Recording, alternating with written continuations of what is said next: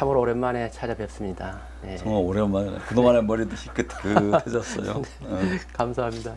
오늘 그 경기 민예총 문화 콘서트 행사로 이렇게 대담을 하게 돼서 반갑습니다. 그리고 또 감사합니다. 제가 그 선생님 산문집 바다와 술잔을 제가 읽어보니까요. 선생님의 그 젊은 날의 어떤 성장기의 모습이 아주 확연하게 감동적으로 들어왔는데요. 그 산문집을 읽어보니까 이제 그 부친의 사업 실패로 또 대학 진학을 할 수 없는 그런 좌절감, 또 사랑하는 여자친구가 그 폐결핵 말기 진단을 받아서 참 안타깝게 그런 모습들이 있고, 또 동네 참 그 존경했던 선배 세 분이 또 자살하시고 친구들의 또 죽음도 있고, 그래서 늘 선생님께서는 그런 죽음에 대한 어떤 인식을 몸소 가지고 계셨는데, 그런 죽음을 이제 달래고 또 길들이기 위해서 그 전보다는 고향을 이제 자주 찾으신다고 하셨는데, 요즘에도 고향을 자주 다녀오시는지요? 네. 네, 죽음 얘기했으니까 내 성장기에 목격했던 선배님들 죽음과 그뿐만 아니라 또 유년 시절에 겪었던 사삼의 그 수많은 죽음 같은 것들이 제게 제 일생을 어떻게 움직이는데 그런 요소로 작용하고 있었고, 그 죽음에 대한 감각이 있었고, 그게 지속적이어서 이걸 해소해야 되겠죠. 늙어간다는 건 또 죽음에 또 가까워지는 것이기 때문에 좀 더 죽음을 좀 생각하는데, 이 도시에 산다는 거는 도시의 그 회색 공간, 네. 시멘트 콘크리트 회색 공간 속에 갇혀 있으면 죽음은 정말 심각해지는 것 같아요. 근데 도시를 벗어나서 제가 태어난 제주도라는 그 섬에 가면 그 특이한 풍광과 어린 시절에 어떤 소년 시절까지 겪었던 그 아름다운 자연을 이제 보게 되죠. 그러면은 도시 속에 있었던 그 엉둘려 있던 이런 그 심성이 풀리고 해방감을 느끼게 돼요. 사실 저는 유년 시절, 소년 시절까지 바다하고 아주 친숙하게 잘 헤엄치고 다니고 뭐 이렇게 했는데, 그래서 뭐 서정주 시는 뭐 자기를 키운 것은 파라리 뭐라고? 바람이었다 하면은 나의 경우는 나를 키운 것은 파라리 바다였다라고 얘기했을 정도로. 그래서 뭐 더 서울로 이제 공부하러 이제 고등학교 졸업하고 올라갈 때는 사실 제주도 바다를 내 가슴속에 갖고 올라가는 거죠. 투명하고 푸른 아름다운 바다, 축소된 바다지만 그게 혼탁해지는 거예요. 도시 삶을 살다 보면은. 그래서 그걸 정화시키기 위해서도 또 제주도 내려가죠. 자연 속에서 죽음을 느낀다는 건 아주 감미롭게 오히려 느껴져요. 자연 속에서 풀을 바라보고 풀꽃을 바라봐도 굉장히 나의 그 하나의 혈연처럼 느껴지는 거야. 그래서 가까이 풀꽃을 들여다봐요. 가까이. 그런 냄새도 맡고 심지어 입도 맞춰본다고. 그러면 그 풀꽃이 무슨 억새꽃도 좋고 뭐 하여튼 하다못해 광대나물꽃도 좋고 뭐 하여튼 이런 거 보면 거의 나라는 인간과 대등하다는 느낌이 오거든요. 대등하다.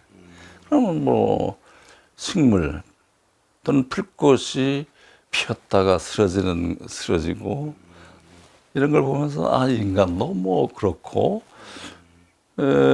죽어서 또 거기 이제 땅에 묻히면은 그 풀꽃이나 또는 초목 이게 이제 거름이 되어서 그 일부가 된다는 그런 느낌이 오는 거예요. 그래서 죽음이 아주 자연스럽고 좋아 보이는 겁니다. 일반 독자들은 현기영 소설가 하면은 제주 4.3 항쟁을 그린 작가다 이렇게 인지하고 있는데요. 실제 선생님께서 고향이 이제 또 제주도이시고 1975년 동아일보 신춘문회에 당선작이 또 아버지여서 그 제주 4.3 항쟁 이야기가 담겨 있고요. 또 그 이후로도 집중적으로 4.3 항쟁 이야기를 작품화했는데 선생님께서 특별히 그런 4.3 항쟁을 형상화하는 동기나 어떤 계기 또는 어떤 의도가 있으신지 말씀을 좀 듣고 싶네요. 제 고향 그 제주도에 좀 외곽이라고 볼 수 있는데 노영이라는 마을입니다. 그게 4.3 때 초토화 작전에 의해서 불타버린 곳이죠. 초토화 작전에 130여 개 마을이 완전히 회진됩니다. 불타서 없어집니다. 그 중에 이제 우리 마을, 노영 마을이 불타서 없어지죠. 그 중에 많은 부락들이 재건됐죠. 나중에. 근데 내가 태어난 고향 노영은 재건 안 된 상태로 계속 지금까지도 그렇게 밭으로 돼버린 상태로 있었기 때문에 제가 고향을 생각하면은 마치 내 존재, 형이라는 존재의 일부가 타버린 것 같은 그런 상실감이 늘 있었죠. 그러니까 이건 4.3이었고, 그리고 또 4.3 하면은 어린 시절서부터 이제 소년 시절까지 제주도에 있었는데 어른들이 주위에서 그래서 행사 때 또는 주위에서 수런수런대면서 중얼거리면서 하는 얘기가 그 4.3 때 얘기예요. 그때 누가 죽었고 누가 그때 뭐 이런 얘기를 하는데 정말 듣기 싫은 거야. 그런 분위기가 그 음습하고 우울한 분위기가 제주도 전역에 이렇게 퍼져 있었다고 얘기해도 과언이 아닐 정도로 저는 그 분위기가 싫었어요. 마치 유독성 기체가 가득한 것처럼 숨쉬기조차도 힘들었더라고. 그래서 빨리 제주도를 벗어나고 싶은 생각, 이런 것들은 성장하는데 전혀 도움이 안 되는 것 같았어요. 그래서 이제 대학을 진학하기 위해서 제주도를 떠난 다음에 오고 보니까 왔을 때는 뭐 말하자면 4.3 피해서 사실 뭐 육지로 상륙한 것처럼 되어 있죠. 왜냐하면 4.3이 준 그 슬픔과 공포와 그리고 또 가난이 싫어서 그것을 버리고 탈출한 건데 막상 이제 서울에 와서 이제 공부하고 뭐 이렇게 좀 시간이 지나니까 비참한 경험을 겪었던 제주도가 객관적으로 보이기 시작하는 거예요. 객관적으로. 그러니까 제주도는 물론 있었을 때는 나이도 어리고 그랬지만은 그 분위기가 완전히 그 일종의 그 슬픈 또는 공포적 분위기가 그런데 이제 일단 뭐 아까 말씀하신 것처럼 동아일보 신춘문회에 이제 당선되면서 이제 펜대를 굴릴 수 있는 자격이 이제 부여받은 거죠. 이제 쓰려고 하니까 이제 뭐 그냥 썼죠. 그냥 습작할 때는 4.3과 관계없는 그런 글을 쓰다가 데뷔하고 보니까 이 펜대가 무거운 거예요. 이거는 자격. 펜 굴리는 건 권리만이 아니라 의무. 어떤 사회적 의무이기도 하다는 것. 특히 펜대를 가졌는데 제주 4.3에 대해서 쓰지 않으면 안 된다는 그런 강박관념이 또 왔어요. 난 직업은 어느 정도 좀 말을 좀 하는 편인데 꽤 오랫동안 실어증 형태로 해서 말을 많이 더듬었어요, 제가. 그거는 4.3이 준 그 억압이라고 나는 생각하거든요. 그 언제 어쩐지 잘 모르지만 하여튼 어린 시절에, 유년 시절에 4.3의 공포가 굉장히 심했었어요. 이 억압을 풀어야겠다는 생각. 이걸 해방시켜야겠다. 그것은 4.3에 대한 얘기를 하지 않으면 해방이 안 되잖아요.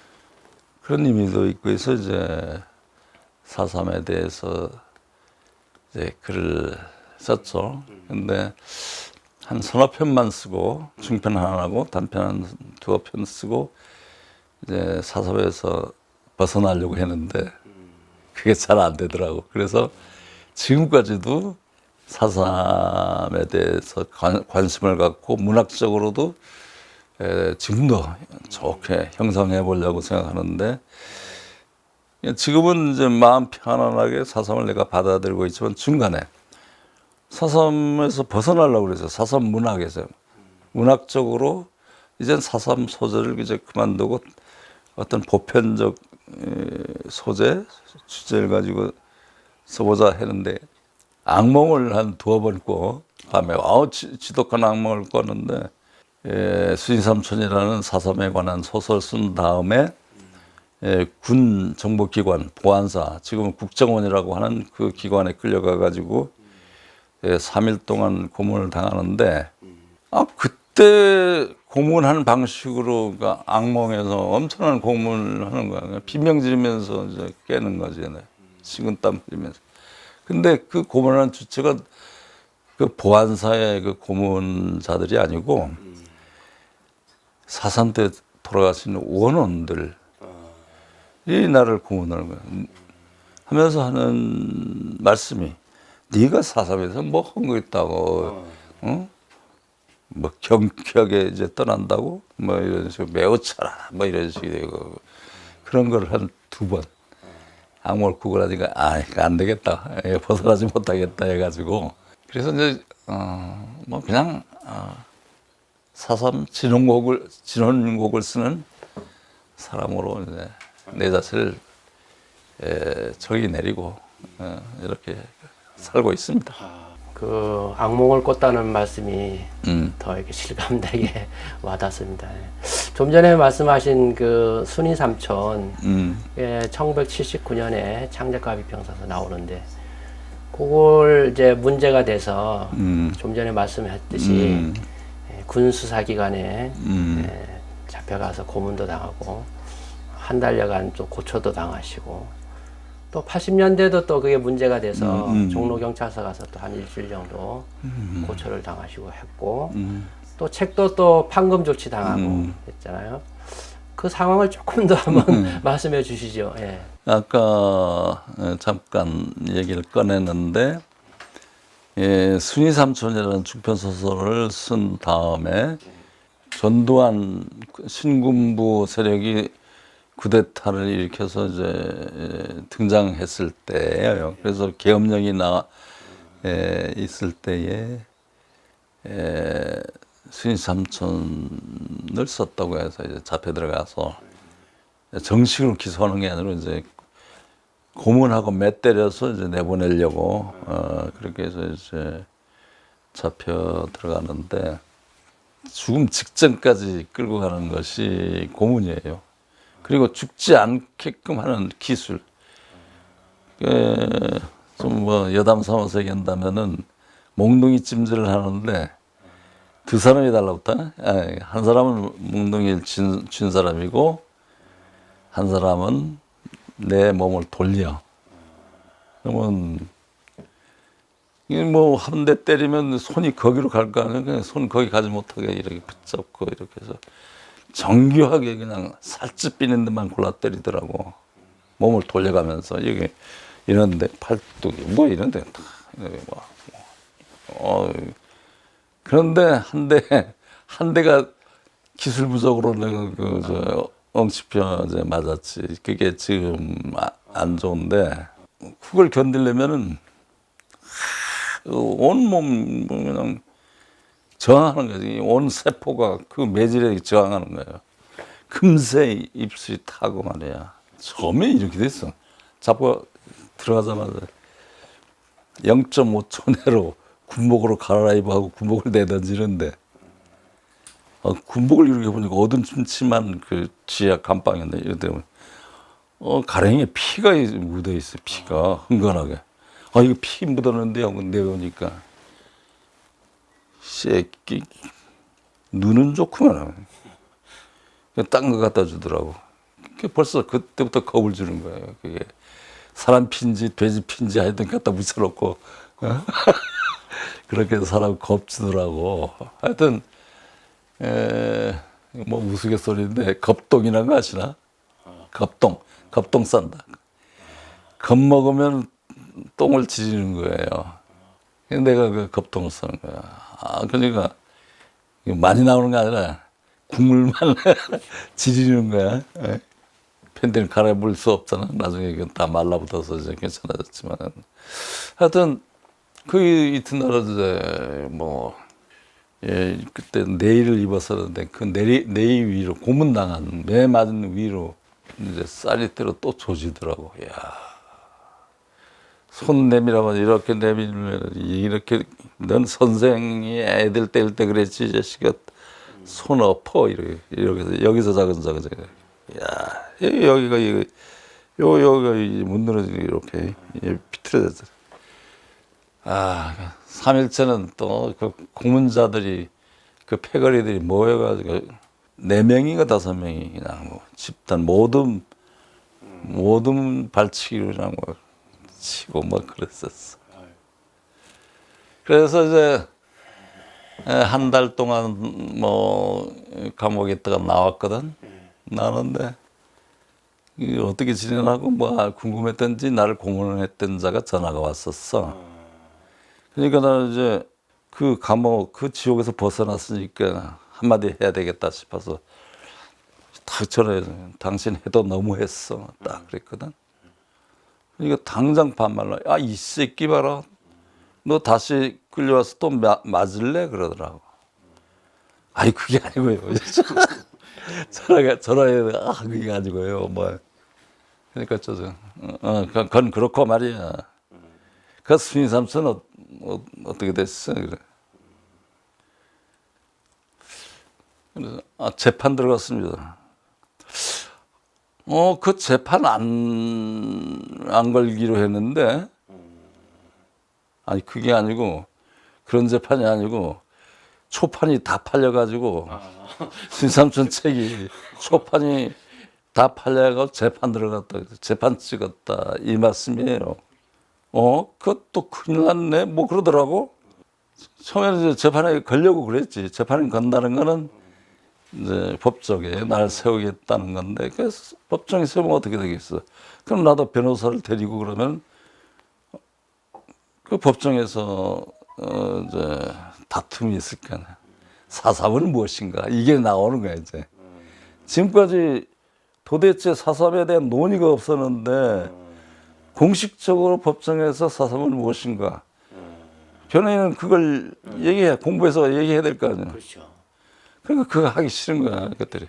그래서 재판 안 걸려고 한 거예요. 만약 재판 뭐 방공법이 그 당시 국가보안법으로 충분히 할 수도 있는 거거든. 근데 그게 이제 처음이니까 얘네들도 이제 어떻게 할지 몰라서 이제 재판에 안 걸기로 했는데, 그런데 이놈이 신삼선 초판이 한 달 만에 다 팔려가지고 재판에 들어갔단 말이야. 그러니까 어떻게 처리를 해야 될까, 이게. 유통되는 걸 막아야 될 거 아니야. 그렇죠. 근데 이제 한 석 달 뒤인가 이제 경찰에서 그걸 나를 또 이제 끌고 간 거야. 거기서는 고문은 안 당했는데 잠 안 재우는 것도 고문입니다. 잠 안 재우는 거. 아이고 뭐 어떤 일주일 거기서 고생했었는데, 하여튼 종로서에서 그렇게 취조받고 난 다음에 최근 판금 당했죠. 판금 당해서 한 14년 동안 판금 상태로 있었고, 그 사이에 이제 복사해서 젊은 대학생들이 많이 봤죠. 선생님의 그 다른 산문집 보니까 젊은 대지를 위하여 그 산문집을 보니까 문학은 무엇을 할 수 있는가 이런 글을 수록하셨더라고요 보니까. 이 글이 한 30년 전에 쓴 글이어서 또 그동안 또 선생님 생각도 또 변화할 수도 있는데 워낙 또 원론적이고 또 중요한 글이어서 한번 여쭙고 싶습니다. 그래서 선생님께서는 문학은 무엇을 할 수 있다고 생각하시는지요? 사르트르가 그런 질문을 했던 것 같아요. 문학은 무엇을 할 수 있는가? 사르트르가 안가주망을 얘기했던 작가 아니겠습니까? 안가주망이라는 게 문학의 현실 참여, 정치적으로, 정치적 부당성에 대해서 문학이 발언할 수 있어야 된다 이렇게 했는데 87년 6월 항쟁 전에 한 2년 전쯤에 그냥 에세이가 아니라 강연 원고예요. 아, 강연 원고. 강연 원고인데 한 4-4군데를 강연했어요. 그거 가지고.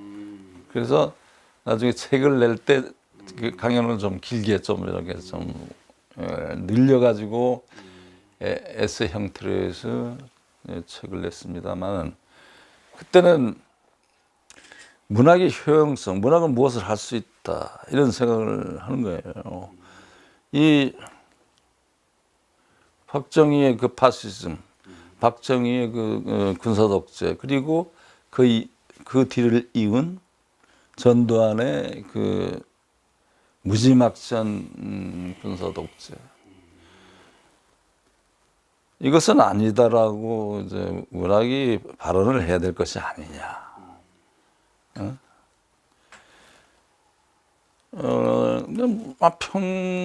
평상시, 평화시, 피스타임 이런 때면 문학이 참 예술 얘기도 하고 하든 인생에서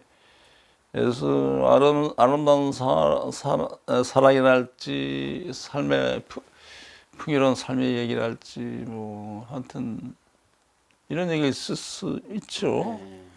근데 사태가 이렇게 엄혹하게 민주주의가 완전히 죽어서 널브러져 있는데 대성통곡을 해야 되고 그 민주주의의 조곡을 불러야 되는 거 아니냐. 그런 의미에서 좀 과격하게 쓴 글이 그 글이에요. 지금하고는 좀 다르겠죠. 그때는 사실 전투시잖아요. 민주화운동이라는 게 전투라고 얘기할 수 있는데 전투시기 때문에 문학도 그 전투의 전위에 서서 발언을 해야 되고 문학을 무기로서 써야 된다 하는 의미에서 좀 과격하게 쓴 글입니다만은 근데 지금에도 그게 유효하다고 저는 그 발언이 유효하다고 생각합니다. 왜냐하면은 지금은 독재가 정치적 독재라기보다는 또 자본주의적 상품 문화, 이게 대중의 정신을 흐리게 만들고 오도하고 이게 자본주의 상품 문화가 일종의 독재 형태가 아닌가 이렇게 느껴져요. 그러면 이게 문학은 거기에 저항하고 자본주의 상품 문화에 너무 찌들지 않는 인간 본연의 모습을 드러내기 위해서 문학은 봉사해야 되지 않을까 하는 뜻에서 이제 그때 30여 년 전 발언이 지금도 유효하다고 저는 생각합니다. 네. 말씀 듣고 보니까 그 문학은 무엇을 할 수 있는가? 그때 선생님께서는 독재에 어떤 저항하는 민주화 운동의 일환으로 문학을 무엇을 할 수 있는가를 생각하셨는데 21세기 지금은 자본주의에 대한 대항으로 여전히 문학은 사회 참여를 해야 된다. 그렇죠. 그런 말씀이 참 와닿네요. 그러면 이야기의 방향을 조금 돌려서 선생님 그 소설집 마지막 태우리에 보면 7편의 소설이 들어있고 그 변방에 오짖는 새 희곡이 한 편 들어있어요. 그래서 이 작품은 이제 장편 소설을 이제 각색한 건데요. 그래서 요거를 살펴보니까 그 연호 무대에서 다시 각색해가지고 김성만 씨가 공연을 했고 또 박광수 감독이 또 다시 각색해서 이재수의 난으로 또 영화로 이렇게 상연도 했고 했어요. 그래서 선생님께서 두 작품을 다 보셨죠? 그렇죠. 그때 보셨을 때 느낌이 어땠는지요? 예, 뭐 김성만 연출가나 또는 박광수 영화 감독이나 변방의 우진세라는 장편을 읽고 이거 요거는 이제 어떤 제3세계적 시각을 가지고 이제 연극화 또는 영화화하면 되겠다 싶어가지고 했어요. 그래서 연극은 김성만 씨 연극은 참 좋았어요. 그래서 6월 항쟁 기간 동안 87년 6월 달에 그게 공연됐어요. 그러니까 거리는 항쟁이 벌어지고 있었고, 그 동순동 거기 무슨 극장이던가 여느 무대 소극장인가 하여튼 거기서 그 연극이 하는 동안 연극이 이제 계속 공연됐었고, 그러다가 일단 공연 기간이 끝난 다음에 좀 있다가 재공연을 했어요. 앙콜 공연을 6월 항쟁이 이제 끝났어요. 끝나고 노태우 씨가 이제 대통령 후보로 이제 나온다고 이제 소위 007 가방 들고 왔다 갔다 할 때거든. 007 가방 들고 그걸 구경 온 거야. 그래서 변방의 우진세 연극을 자기가 이제 군발이지만은 민간화됐다 뭐 이런 식으로 제스처 쓰는 거지. 하여튼 근데 그 연극은 좋았어요. 영 좋았고 박광수의 그 영화는 그 많은 제작비 투여에 비해서는 좀 효과가 좀 못하지 않았나 하는 생각이 들어요. 그건 나름대로 좋게 평가할 수도 있는데 일반 엄청난 제작비를 들였으면 많은 관객이 있어야 되는데 그러지 못했어요. 그러면 거기에 단점은 뭐냐면 그 내러티브가 일관된 내러티브가 스토리 라인이 쫙 있어가지고 왜 이렇게 밀란이 일어나고 왜 이렇게 민중이 부르짖음이 있는 거야. 이게 딱 오도록 해야 되는데 그게 잘 안 되는 것 같아요. 제주도니까 아름다운 풍광 그리고 특이한 풍습 뭐 이런 거는 근사한데 그게 좀 안 돼서 좀 섭섭함이 있었습니다. 거기서 문학과 영화의 갈림길이에요. 그러니까 문학이 더 진정성 갖고 있고 더 풍요로운 것이지. 선생님의 그 작품 순이 삼촌이 창작 오페라로 무대에 올려진다는 소식이 있는데요. 9월 달에 제주도에서 공연하고 10월 달에는 서울의 세종문화회관에서 공연을 하게 돼 있다. 예약이 돼 있고 순이 삼촌은 영화로 하려고 하다가 또 그게 제작자 잘못 많아서 뭐 실패했고 연극은 한 번 했었어요. 그 연극이 내 마음엔 들진 않았고 근데 이번에 오페라로 한다고 그래요. 주인공 노래하는 걸 그 아리아를 하나 만들어서 노래하는 걸 들었는데 그번 봐도 이번 잘 되겠다 싶고 하여튼 순이 삼촌이 클래식 장르인 그 오페라로 이렇게 재탄생한다는 거는 대단히 나로서는 기분이 좋아요. 그리고 오페라가 되게 좀 화려하고 뭐 궁중이고 뭐 어떤 사랑이고 뭐 이런 소재라면 레퀴엠으로서 그러니까 진원곡 죽은 자를 위로하는 그런 레퀴엠 그 진원곡으로서의 그 오페라 이거는 아마 세계적으로도 없을 거예요, 여러분. 그러니까 이게 좋은 작품이 되기를 기대합니다. 선생님 그 창작서 중에 지상의 숟가락 하나 있잖아요. 이게 2003년 MBC 느낌표라는 그 프로그램에서 추천 도서로 선정됐는데 많은 독자들에게 사랑을 받았는데 얼마나 팔렸는지 그게 한 40만 부 팔린 모양이에요. 40만 부. 응. 꽤 많이 팔렸는데 그 독서 운동 MBC에서 독서 운동을 한 것이잖아요. 그래서 또 그것도 그렇고 그래서 출판사도 뭐 이제 기부를 했죠. 그 사랑의 열매 있죠. 네네. 예? 빨간과 열매 그 재단에다가 출판사 2억 나도 2억 이렇게 기부를 했습니다. 책이 잘 팔린 것도 기분 좋지만 또 그렇게 기부할 수 있다는 것도 기분이 좋더라고요. 예. 근데 이게 지상의 숟가락 하나는 아까도 잠깐 말했습니다만은 이 사삼을 좀 벗어나고 싶었던 거예요. 이렇게 소재를 그럼 어린 시절 그 아름다운 제주의 그 자연 속에서 자랐던 내 유년 이야기.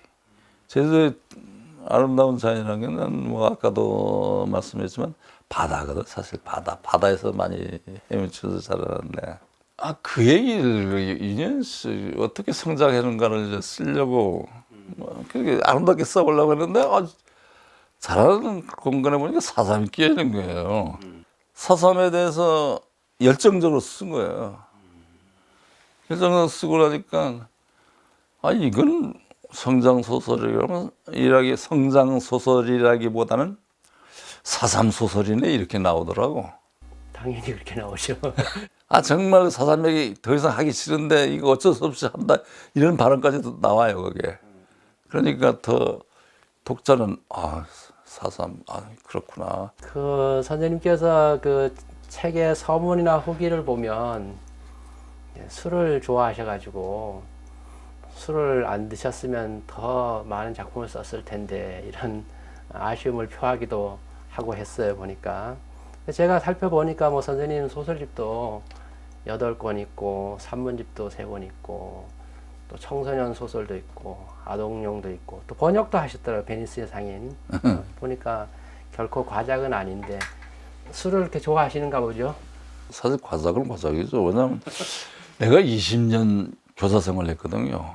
20년 한 10년만 하고 졸업 작가로서 그냥 그 10년을 또 했어야 좋은데 또 거기다가 또 문해진흥원에 거기에 들어가서 2년 반을 또 허비하고 또 위장병 걸려가지고 한 1년 허비하고 이 허비한 세월이 많은데다가 그러면 좀 개과천선해서 술을 덜 먹고 말이야 열심히 썼으면 좋은데 그게 아니라 술을 술대로 먹고 이러니 언제 그랬어요? 근데 오히려 술이 글 쓰는데 도움이 됐다고 봐요. 왜냐면은 나는 뭐 사삼에 대해서 쓴다는 건 일종의 그 기백이랄까 기백을 유지해야 되거든요. 용기랄지 이걸 유지해야 되는데 왜냐하면 늘 뭐 도청도 하고 뭐 이런 식의 세월을 내가 겪었으니까 견딜래 술 아니면 안 되는 거야 이게. 술 먹어야지. 그것도 나 혼자 먹는 게 아니라 이제 후배들하고 먹고 깔깔대고 웃고 그럼 탁 풀어지고 그다음에 이제. 선생님께서는 그 서울대학교 사범대학 영어 교육과를 졸업하셨고 그 동창인 양정자 선생님 시인이기도 하신데요. 양정자 선생님과 결혼을 하셨는데 결혼 생활은 또 어떠하셨고 지금 가족 관계는 어떠신지요? 그래서 어떻게 만나게 됐는가도 궁금하시겠죠. 그렇죠. 아이고 참. 아니 대학교 때 나는 군대 갔다 와서 1학년 때 군대 가서 이제 2학년에 이제 복학했는데 그때 같이 동급생이 된 거예요. 그래서 내가 선배죠. 나이도 많고 선배인데 오빠뻘인데 동급생이니까 오빠 취급도 안 하고 말이지. 딱 동급생 뭐 이렇게 취급해서 문학 동인을 같이 했었어요. 문학 동인. 그러니까 양정자 씨도 그때 문학을 했고 뭐 지금 시인입니다만은 그때 문학하고 그 당시 이제 우리 사범대학이고 저쪽에 물리대라고 해서 지금은 인문대라고 그러죠. 거기 2명하고 우리 이제 서범대 2명하고 4명이 문학 동의를 했어요. 그때 그러면서 사귀었죠. 뜻이 맞더라고. 뜻이 맞는데 어느 날 그러더라고. 양정자 씨가 자기가 사주를 봤는데 해외 시집 간다고 이렇게 나왔대. 그래서 자기는 이거 재미교포하고 결혼하게 되나 아니면 제일교포하고 결혼하게 되나 제독교포하고 결혼하게 되나 하는데 제도교포하고 제주도 바다 받기 전에 해외야 해외. 그 해외 결혼한다고 해서 야 그 사주 맞았다. 야 그 점쟁이 용하다 내가 얘기했어. 뭐 그래서 이제 우리 슬하에 이제 3명의 자녀를 두고 아들 2에 딸 하나. 또 그 3명의 자녀는 각각 2명의 애를 낳아서 지금 우리는 이제 손주가 6명이시.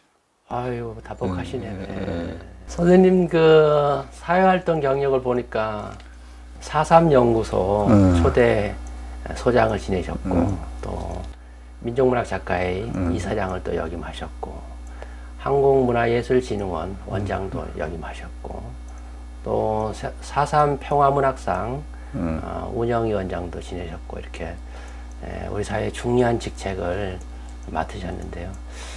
맡으시면서 어떤 정부의 문화정책에 대해서도 사실 좀 말씀이 있을 것 같은데. 나는 문학하는 사람이기 때문에 이 문학의 활성화랄지 이런 거에 이제 관심이 있죠. 이 문학이 80년대나 그 이전이나 그 문학은 굉장히 중요한 가장 중요한 이제 예술 장르였잖아요.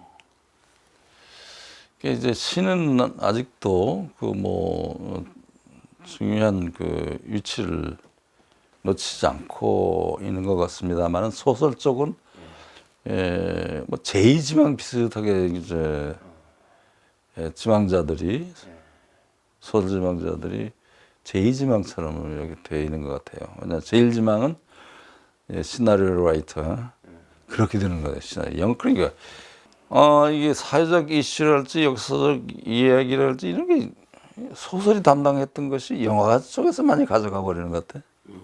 그죠? 영화 쪽에서 좀 가져가고 그러면 소설 쪽을 어떻게 하면 주로 많이 이제 여성 소설가들이 많이 나서 무슨 감수성에 관련된 그런 소재, 그런 표현.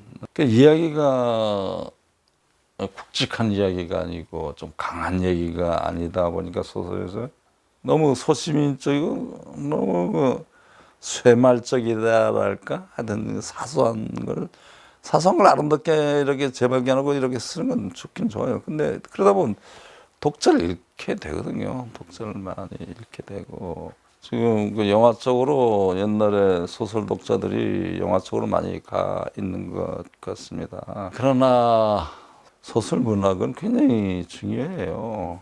영화와 달리 영화는 장편소설 한 권이 이거 읽으려면 얼마나 시간 걸릴까?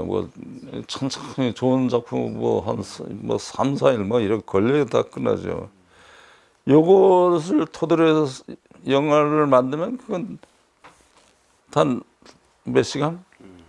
한 2시간이나 이 정도에서 이제 끝나버리는 거예요. 그러면 소설에서 할 수 있는 얘기를 아주 그냥 줄여가지고 이렇게 하고 소설이 여러 가지 인생의 여러 가지 단면 이런 걸 다 얘기하는 것에 비해서 영화는 이분법적으로 문제 해결을 하려고 그래요. 선이냐 악이냐 이런 식으로 그냥 너무 단순화시키기 때문에 문제 해결이 그렇게 되면 안 되는 거예요. 인생이 그렇게 이분법으로는 해결되는 게 아니잖아요. 소설 문학은 풍부하게 여러 가지 독자에게 이제 어떤 판단을 맡기고 뭐 이렇지 않습니까? 이 소설 문학이 굉장히 중요하고 이런 책이 좀 팔려야 되는데 그런 걸 격려하고 그런 문학을 격려하고 이런 책이 팔려야 되는데 지금 소설 문학이 거의 이제 빈사 상태에 빠져 있는 것 같아요. OECD 국가 중에서 우리나라 독서 인구가 제일 꽁치라는 거예요. 그 대신 뭘 봐요? 스마트폰을 보는 거예요. 그 대신. 바로 이 대목에서 꼭 소설 문학만이 아니라 문학을 포함한 좋은 양서 읽기 운동을 이 정부가 해줘야 된다고 생각합니다. 마지막 질문인데요. 선생님께서 등단하신 지 어느덧 이제 45년이 됐고 그동안 한국 소설뿐만 아니라 한국 문단의 흐름도 많이 바뀌었는데 지금 시대의 젊은 후배들에게 또 후학들에게 문단의 어떤 원로 선생님으로서 해주고 싶은 말씀이 있으시면 한 말씀 더 해주시죠. 예, 저는 뭐 소설을 쓰기 때문에 소설 얘기를 할 수밖에 없는데, 그래도 아니 또 시에 대해서 얘기한다 해도 뭐 할 수 있을 거예요. 그냥 시 쓰기가 꼭 활자로서의 시만 존재하는 게 아니라 그 활자에 쓰인 걸 낭송하는 것도 굉장히 중요하다고 생각해요. 낭송. 시는 혼자 있는 것이랑 독자하고 어울려야 되는데 그러려면 좀 더 밀착되게 어울리려면 독자를 직접 몸으로 만나는 거. 몸으로 만나서 낭송하고 웃고 이런 문화가. 그러니까 연못 속에 연못이 대중이라면 이거 이제 독자라면 독자라기보다는 시청자라고 해가지고 말이지. 거기에 물고기 이것이 거기서 잘 놀아야 될 것 같아요. 낭송을 하기 위해서는 그 표정 관리 같은 거예요. 그 낭송자 시인이 표정 관리, 제스처도 좀 이렇게 개발하고 또 심지어는 분장까지도 좀 할 수도 있고, 그리고 이 시는 그냥 이렇게 읽는 게 아니라 외버리든지 아니면은 또는 약간만 들고 이렇게 이제 이런 식으로 해서 대중 가까이 하는 그런 시인의 역할, 아니, 시인과 독자가 아니라 그건 독자가 아니에요. 시인과 뭐예요? 시청자지 뭐 시청자하고 만남 이런 것이 좋은 것 같고 소설 문학에서 얘기하자면은 하여튼 지금 뭐 가짜 뉴스, 가짜 정보, 가짜 지식이 횡행하고 있는데 이 대중은 뭐가 진짜인지 모르고 모든 게 허위로 이렇게 많이 덮여져 있는데 이걸 벗겨줄 필요가 있는 거예요. 진실을 드러내줄 필요는 거예요. 뭐 현상 그대로의 현상 겉으로 보는 현상이 아닌 거예요 지금 모든 게. 그렇죠? 이것이 이제 소설 문학이 해야 될 일일 것 같아요. 뭐 당장의 얘기도 중요하고 지금 뭐 과거 이야기, 과거 역사, 이승만 시대나 뭐 박정희 시대도 이제 과거 역사가 되어 있지만은 그게 얼마나 그 허위식으로 덮여 있으니까 그 진실이 안 드러나 있어요. 진실이 안 돼. 그걸 그러니까 좋은 문학으로 형상화되지 않은 그 시대는 존재하지 않는다고 생각합니다. 박정희 시대, 이건 진실한 의미의 박정희 시대는 존재하지 않아요. 왜냐하면 박정희 시대의 진실한 진면목은 공포 시대예요. 이게 지금 드러나 있지 않죠. 그 소설 문학으로 드러나 있어야 돼요. 그래서 그러니까 이 사회 어떤 이런 거는 이제 잊어버린 거, 망각되어진 사실도 역사적 사실도 있지만 망각되어진 거.